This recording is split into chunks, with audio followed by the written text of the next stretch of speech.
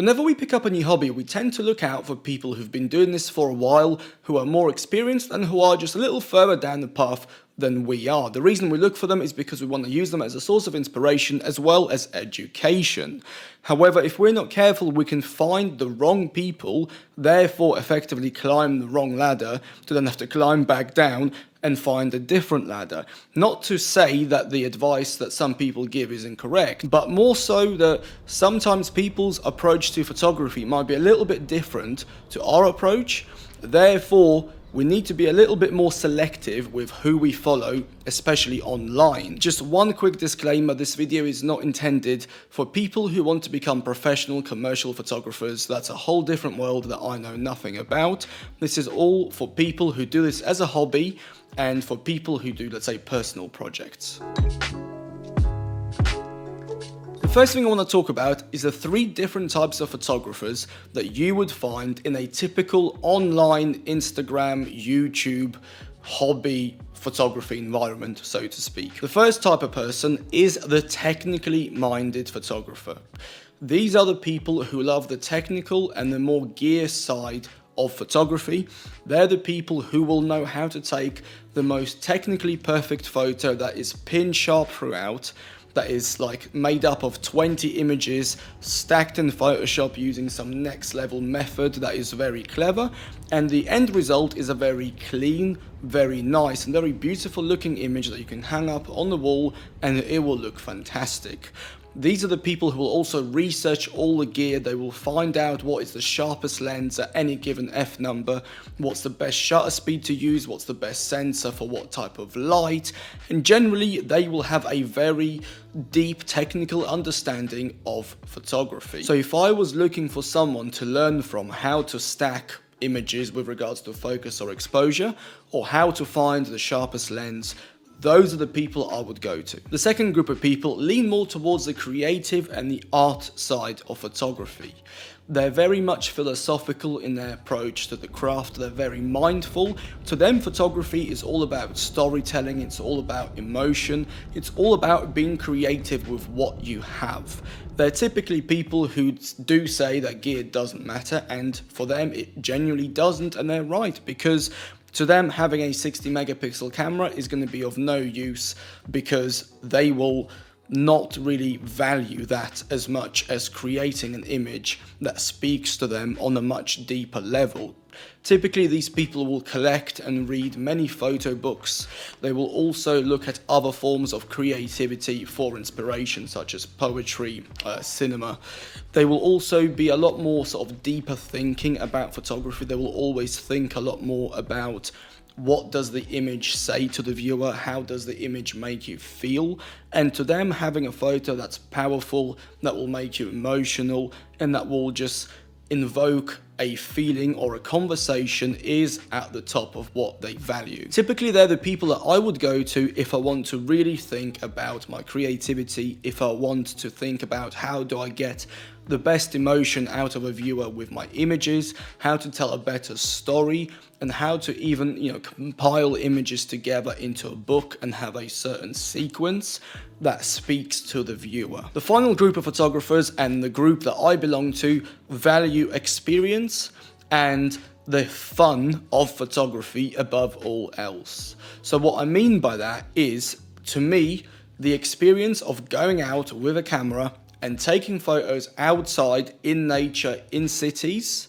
is above everything else. To me, going on a hike, traveling around various cities, walking 20 miles around London, driving all around Scotland with a camera, or even, running around with your mate when it's pouring with rain, trying to get this one wicked photo of someone with an umbrella, and then coming back to the hotel late at night, importing all your images just to see what you've captured. At the end of the day, it's all about the places that the camera will take me, the people that the camera will allow me to meet, and the experiences that I will get because of this camera.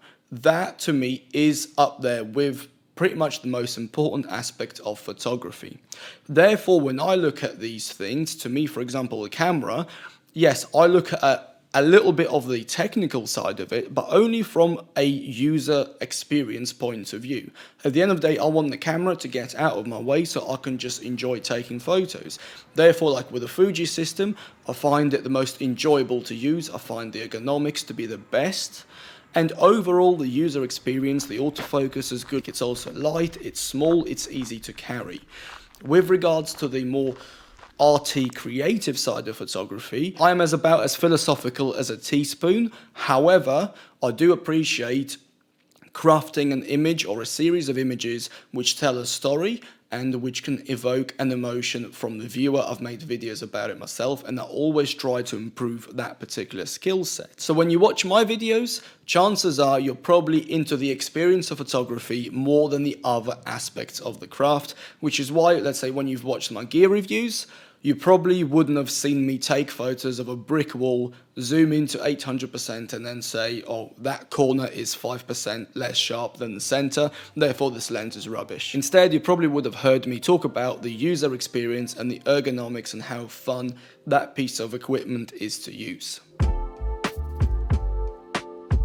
I'm pretty sure you now know where I'm going with this, and that is, when it comes to getting advice online or from anyone about photography, make sure you're getting advice from someone who is on the same path as you with regards to their approach to photography. If they are a technically minded photographer and you are a technically minded photographer, you will learn a lot from that person and you will enjoy the experience of learning from that person. However, listening to someone ramble on about how self-portraits have made their lockdown period easier because they were inspired by Van Ho or some other photographer from 20 years ago is probably not going to benefit you all that much. If we flip it around and you are a very philosophical, very mindful photographer, you love the history and the art and the craft of photography, then listening to someone about how they can stack 20 different images together to create this amazing multi-exposure photo is going to be like pointless, because it's just not going to do anything for you. In the same way, if you come to my stuff, as I've said, if you expect me to provide technical gear reviews, you will not really get that. In the same sense, if you come to me for more sort of deeper, mindful photography discussions, I mean, I'm thick as f***, you're definitely not going to get that from this channel. Once you've figured out what type of photographer you are, that is when you want to seek out the same with people who you follow online. When it comes to how I choose who to follow online, generally I will split it into two sections. I'll explain why. The first one is the person themselves, and the second one is their work. So let's start with the first one. To me, I would not follow anyone who I don't like. I need to like the person. I need to like and respect their view on photography and on life. And in general, their intentions have to be in a good place. You know, when you meet someone and straight away you're like, yeah, that person's cool, that's how I need to feel about that person. And to me, that is very important.